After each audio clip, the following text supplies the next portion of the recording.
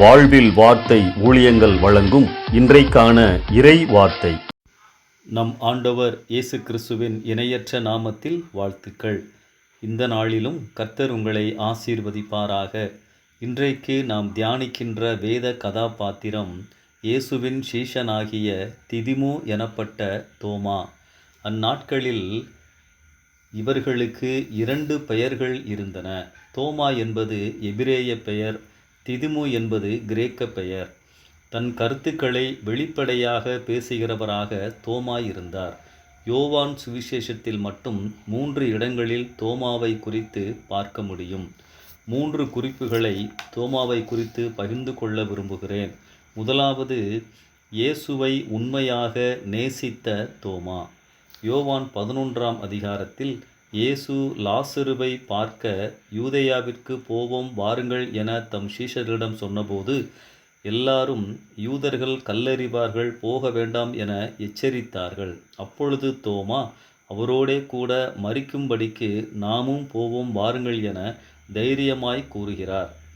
தோமாவின் இந்த வார்த்தைகள் இயேசுவின் மேல் இருந்த அவரது அன்பை காட்டுகின்றன.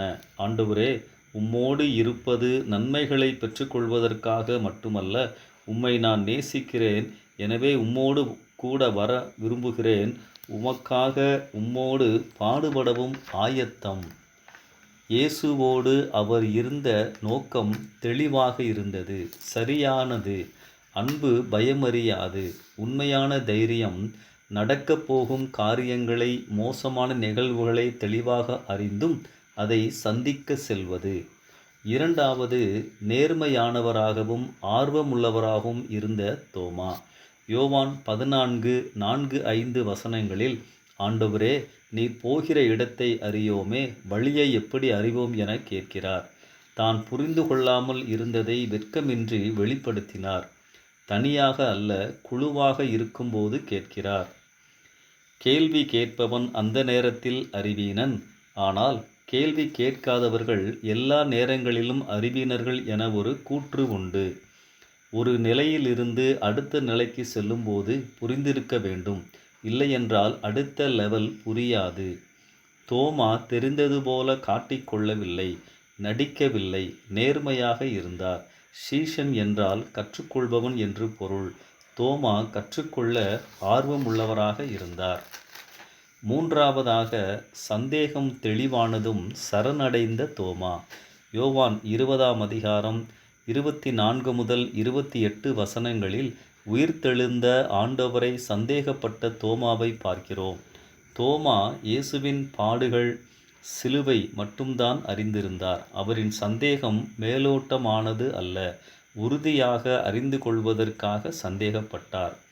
டென்னிசன் என்ற ஆங்கில கவிஞர் இவ்வாறு கூறுகிறார்: ஆண்டவரின் வார்த்தையை கேட்டு அறியாமல் இருப்பதை விட நியாயமான முறையில் சந்தேகப்படுவது நல்லது. உண்மையை கண்டறியும் வேகம், துடிப்பு அவரிடத்தில் இருந்தது. அது அவரை சரியான பாதையில் நடத்தியது. இயேசு தோமாவை சந்தித்தபோது அவரின் வார்த்தைகள், என் ஆண்டவரே, என் தேவனே, பூரண அர்ப்பணிப்பு, இனி நீரே எல்லாம். ஒன்றாக பழகியவர்கள் மீண்டும் இணையும் போது வார்த்தைகள் இல்லை, அது உணர்வுகளின் கலவை, உணர்ச்சிகளின் சங்கமம். இயேசுவின் தனிப்பட்ட தொடுதலை பெற்றுக்கொண்டார். அன்பானவர்களே, இயேசுவை நேசித்த தைரியமுள்ள நேர்மையான தோமா சரணடைந்தார், ஆண்டவரை புரிந்து கொண்டார். விளைவு, நம்முடைய தேசத்திற்கு சுவிசேஷத்தை சுமந்து கொண்டு வந்தார். இங்கேயே இரத்த சாட்சியாய் மரித்தார். தோமாவின் வாழ்க்கை ஊழியம் நமக்கு ஒரு சவால். இந்த சிந்தனையோடு இந்த நாளை ஆரம்பிப்போம். கர்த்தர் உங்களை நடத்துவாராக. ஆமென்.